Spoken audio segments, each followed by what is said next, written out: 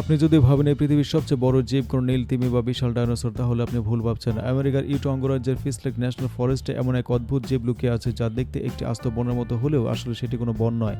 হ্যাঁ, ঠিকই শুনেছেন। 47,000 গাছ নিয়ে গঠিত 106 একরের এই বিশাল এলাকাটি আসলে একটিমাত্র পুরুষ গাছ, যার নাম পান্ডো। লাতিন ভাষায় এর অর্থ আমি ছড়িয়ে পড়ি। ওজনের দিক থেকে এটি পৃথিবীর একক বৃহত্তম জীব, যার ওজন প্রায় 6,000 মেট্রিক টন বা 13.2 মিলিয়ন পাউন্ড। আজ আমরা জানব প্রকৃতির এই অবিশ্বাস্য বিস্ময়ের পেছনের সব রোমাঞ্চকর রহস্য।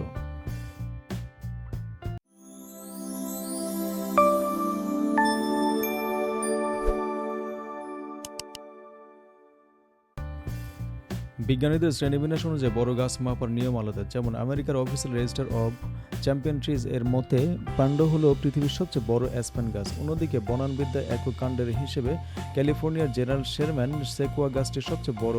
কিন্তু পান্ডো ওজন এবং ভূমির পরিমাণের দিক থেকে সব রেকর্ড ভেঙে এক অনন্য উচ্চতায় রয়েছে। রেডউডের মতে অন্যান্য বড় গাছও ক্লোনিং করতে পারে, তবে পান্ডো নিজের কাছে নিজেই সেরা। এই অবিশ্বাস্য গাছটি প্রথম 1976 সালে চিহ্নিত করেন জেরি ক্যাম্পারম্যান এবং বার্টন ভি বার্নস। বার্নসের সহকর্মী ড্যানিয়েল ক্যাসিয়ান জানান, বার্নস 1960 ও 70 এর দশকে আকাশ থেকে তোলা ছবি এবং বিশেষ টেকনিক ব্যবহার করে প্রথম বুঝতে পারেন যে এই 106 একরের পুরো বনটি আসলে একটিমাত্র ক্লোন। এরপর 1993 সালে কলোরাডো বিশ্ববিদ্যালয়ের মাইকেল গ্রান্ট, জেফ্রি মিটন এবং ইয়ান লিনহার্ড এটি পুনরায় পরীক্ষা করে এর নাম দেন পান্ডো। অবশেষে 2008 সালে জেনিফার ডিউটি এবং তার দলের এক বিশাল জিনগত গবেষণার মাধ্যমে এই দাবির সত্যতা চূড়ান্তভাবে প্রমাণিত হয়। এখন প্রশ্ন হলো, একটি গাছ কিভাবে 47,000 কাণ্ডে ছড়িয়ে পড়ল? একে বলা হয় শাকারিং প্রক্রিয়া। এই গাছের মূল শেকড় মাটির নিচে চারদিকে ছড়িয়ে পড়ে এবং অনুকূল পরিবেশে সেখান থেকে নতুন নতুন হুবহু জিনগতভাবে অভিন্ন কাণ্ড বা গাছ উপরের দিকে পাঠায়। এক একটি কাণ্ড সাধারণত 100 থেকে 130 বছরের বেশি বাঁচে না, কিন্তু মূল শিকড়টি বেঁচে থাকে হাজার হাজার বছর।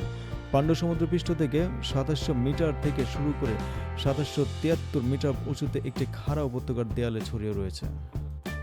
কিন্তু এর বয়স কত? অনেক নিউজ সোর্সে এর বয়স প্রায় 80,000 বলা হলেও 2023 সালে ন্যাশনাল পার্ক সার্ভিস সেই দাবিটি সরিয়ে নেয়। কারণ বিজ্ঞানীদের মতে গত কয়েক লক্ষ বছরে এই এলাকায় বারবার হিমবাহ বা বরফের আস্তরণ তৈরি হয়েছিল। তাই 16,000 বছরের বেশি বয়স হলে পান্ডোর পক্ষে সেই চরম হিমবাহের যুগে টিকে থাকা অসম্ভব ছিল। 2022 সালের চারকোল স্টাডি এবং 2024 সালের সোমেটিক মিউটেশন মডেল অনুযায়ী পান্ডোর আসল বয়স 9,000 থেকে 16,000 বছরের মধ্যে। যে কোনো নতুন বয়স দাবি করার আগে বিজ্ঞানীদের প্রমাণ করতে হবে যে সেই সময়ের জলবায়ু অ্যাসপেন বীজ অঙ্কুরিত হওয়ার অনুকূলে ছিল কিনা। এত বছর টিকে থাকলেও বর্তমানে পান্ডোর ভবিষ্যৎ কিছুটা হুমকির মুখে। খরা, দাবানল এবং অতিরিক্ত পশুচারণের কারণে এর ক্ষতি হচ্ছে। তবে আসার কথা হলো, অ্যাসপেন গাছগুলো প্রচুর পানি ধরে রাখে, ফলে এরা প্রাকৃতিকভাবে আগুন প্রতিরোধী। তাই ওয়াইল্ড ফায়ার বিজ্ঞানীরা এদের অ্যাসবেস্টস বন বলে। 1987 সাল থেকে ফিস্ট লেক ন্যাশনাল ফরেস্টে কফিসিং বা যান্ত্রিক উদ্দীপনার মাধ্যমে রোগাক্রান্ত গাছ কেটে নতুন চারা গজানোর হরমোন সক্রিয় করার কাজ শুরু করে। 1993 সালে শুরু হয় অ্যাসপেন রিজেনারেশন প্রজেক্ট, যার আওতায় বন্য হরিণ এবং এল্ক থেকে কচি চারা বাঁচাতে 8 ফুট উঁচু বেড়া দেওয়া হয়। 2024 সালে এখানে স্থায়ীভাবে গবাদি পশু চারণ নিষিদ্ধ করা হয়, যার আগে 7 মাইল গ্রেজার অ্যাসোসিয়েশন এবং মার্কিন বন বিভাগ যৌথভাবে পান্ডো প্রোটেকশন প্ল্যান তৈরিতে সমর্থন দেয়। 2018 ও 2019 সালে ইউটা স্টেট ইউনিভার্সিটির পল রজার্স, ড্যারেন ম্যাকএভাই এবং জ্যান সেভেস্তা তাদের গবেষণা দেখায় যে বন্যপ্রাণীদের অতিরিক্ত চারা খেয়ে ফেলা নিয়ন্ত্রণ না করলে পান্ডোর দীর্ঘমেয়াদী ক্ষতি হতে পারে। তাই 2023 সাল থেকে জিপিএস কলার এবং ওয়াইল্ড লাইফ ক্যামেরার মাধ্যমে হরিণ এবং এল্কের গতিবিধি পর্যবেক্ষণ করা হচ্ছে। 2022 সালে মার্কিন সরকারের এক নির্বাহী আদেশের পর এই বনকে পরিপক্ক বন হিসেবে বিশেষ সুরক্ষার তালিকায় আনা হয়। 2015 থেকে 2022 সালের মধ্যে দীর্ঘ গণশুনানি ও পরিকল্পনার পর ইউটার প্রতিনিধি কার্ল আলব্রেক্টের সহায়তায় পান্ডো সুরক্ষায় $250,000 সরকারি তহবিল বরাদ্দ করা হয়।